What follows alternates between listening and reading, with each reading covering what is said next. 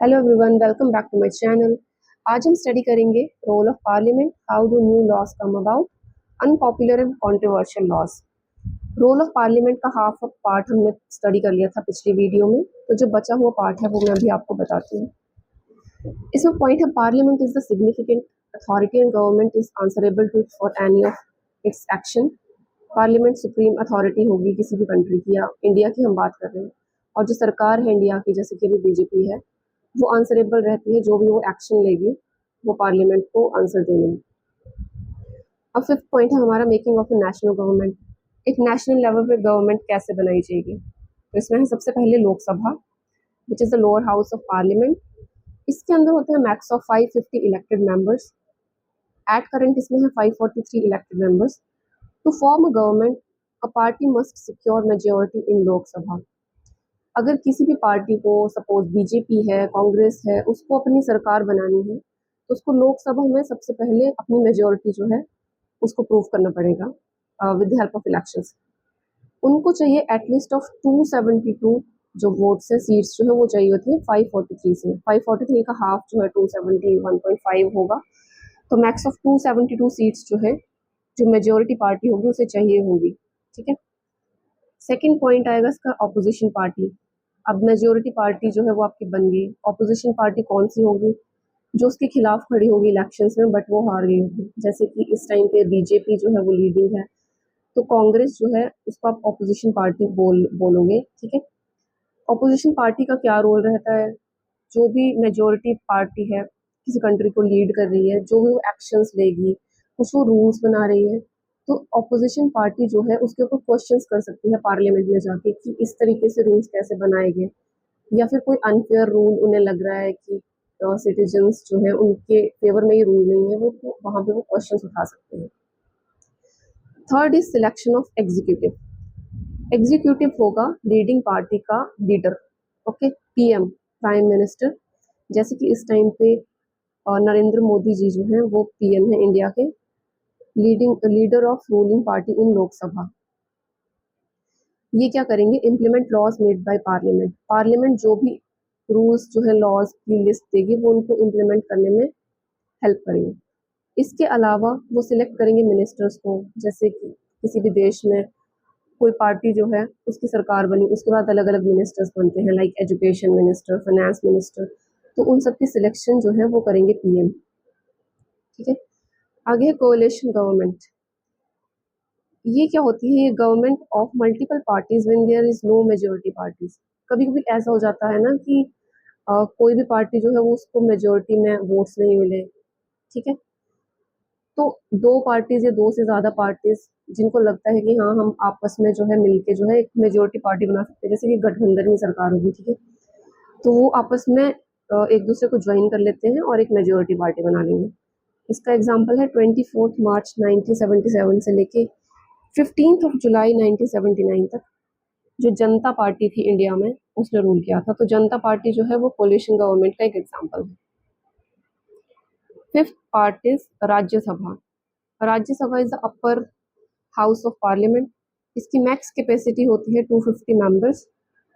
Currently India में है इसके 245 मेंबर्स, जिसमें से 233 स्टेट और यूनियन टेरिटरी जो है उनसे सेलेक्ट किए गए हैं। उसके अलावा जो 12 हैं वो नॉमिनेट किए गए हैं प्रेसिडेंट के द्वारा। मेंबर सर्व 6 ईयर टर्म्स। 6 साल के लिए जो है उन्हें चूज किया जाएगा, with 1/3 retiring every 2 years. Chairman जो है राज्यसभा के वो हैं Jagdeep Dhankhar. Reviews legislation bill pass by Lok Sabha. जो फंक्शनैलिटी है राज्यसभा की वो ये है, जो भी लेजिस्लेशन के रिव्यूज होंगे उनको वो परफॉर्म करेंगे, और जो भी बिल पास किए जाते हैं लोकसभा लोअर हाउस से उनको वो चेक करते हैं। Now the fifth point is, how do new laws come about. जो नए लॉज हैं वो किस तरीके से बनते हैं, इसमें मैंने आपको एक फ्लो चार्ट सा दे दिया, आपको अंडरस्टैंड करने में ईजी रहेगा। सबसे पहले सोसाइटी इशू जो है उसे रेज किया जाएगा। For an example, domestic violence का मैंने यहाँ पे एग्जाम्पल दे रखा है। जो सोसाइटी है, समाज है, वहां से वो इशू रेज होगा।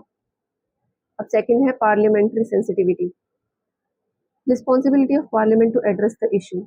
अब लोगों ने जो है वो इशू को रेज कर दिया किसी सोसाइटी ने, अब पार्लियामेंट उस इशू को किस तरीके से एड्रेस करती है, किस तरीके से उसे आगे लेके जाती है, वो होती है पार्लियामेंट्री सेंसिटिविटी। अगर पार्लियामेंट फास्ट वे में एक्शन ले तो उसमें बहुत इंपॉर्टेंट रहता है सिटीजन जो है, नागरिक जो है, उनकी इन्वॉल्वमेंट। उन्हें इन्वॉल्व होना पड़ेगा, उन्हें बताना पड़ेगा कि हाँ हमें ये पर्टिकुलर इशू है। डोमेस्टिक वायलेंस जो है वो बहुत कॉमन था पहले इंडिया में, अब तो फिर भी थोड़ा कम है। तो उसमें नागरिकों को अपनी इन्वॉल्वमेंट दिखानी पड़ेगी। उसके बाद आएगी मीडिया एंगेजमेंट। जो मीडिया है उसको एंगेज किया जाएगा, फैक्ट्स निकाले जाएंगे, जैसे स्टैट्स निकाले जाएंगे कितने लोग महिलाएं जो पीड़ित हैं डोमेस्टिक वायलेंस से। और मीडिया जो है वो अपने चैनल्स के थ्रू जो बाकी जनता है उसे बताएगी कि डोमेस्टिक वायलेंस जो है वो कितना ख़राब है हमारी कंट्री के लिए और उसके लिए क्या एक्शंस लिए जा रहे हैं कंट्री के अंदर। As a result of media engagement new law create होगा to address the issue. Okay, और सिक्स्थ है लॉ क्रिएट होकर उसको इम्प्लीमेंट किया जाएगा। अब two rights as per domestic violence law. Domestic violence को एड्रेस करने के लिए दो राइट्स जो है वो दिए गए थे महिलाओं को। Protection to women against violence, violence जो है वो ज़ीरो टॉलरेंस होगी उसके लिए, और जो महिलाएं हैं उनकी प्रोटेक्शन की जाएगी इस वायलेंस के against. Monetary relief to cover medical expenses, अगर किसी महिला के साथ डोमेस्टिक वायलेंस हुई है तो उसको मॉनेटरी रिलीफ जो है वो दिया जाएगा, उसके मेडिकल एक्सपेंसेस जो भी उसका मेडिकल का खर्चा होगा उसे कवर करने के लिए। Sixth point is unpopular and controversial laws. Unpopular laws जो होते हैं जो कॉमन नहीं होते इंडिया में, एंड कंट्रोवर्शियल लॉज ऐसे हैं जो नागरिक जो हैं उनके खिलाफ चले जाते हैं कभी कभी। Laws which people feel are unfair और हार्मफुल फॉर देमसेल्व्स। ओके, इसका एक एग्जांपल मैंने यहाँ दे रखा है म्युनिसिपल लॉ का। अब जो म्युनिसिपल लॉ है वो बनाया गया था ताकि जो हॉकर्स हैं, स्ट्रीट वेंडर्स हैं, जो आपकी गलियों में घूमते रहते हैं, वो जो है वो आम जनता जो है उसे डिस्टर्ब ना करे उसके लिए। ठीक है, ये लॉ तो अपनी तरफ से ठीक से बनाया गया था ताकि जो नागरिक हैं उन्हें इनकन्वीनियंस ना हो हॉकर्स की वजह से, क्योंकि वो एक तरह से आप बोल सकते हो कि न्यूसेंस क्रिएट करते हैं। For some people it is creating chaos due to unnecessary hawking and street vending. Okay, यहाँ पे करेक्ट हो गया जो ये लॉ बनाया था, बट ये इनकरेक्ट करेक्ट कहाँ पे हो गया? जो हॉकर्स एंड वेंडर्स हैं वो ऑब्वियसली जो लोअर क्लास होती है, गरीब तबके से आते हैं, तो उनके लिए ये एक तरीके से इनजस्टिस होगी क्योंकि उनके पास कोई और साधन नहीं है अपनी जीविका को चलाने का।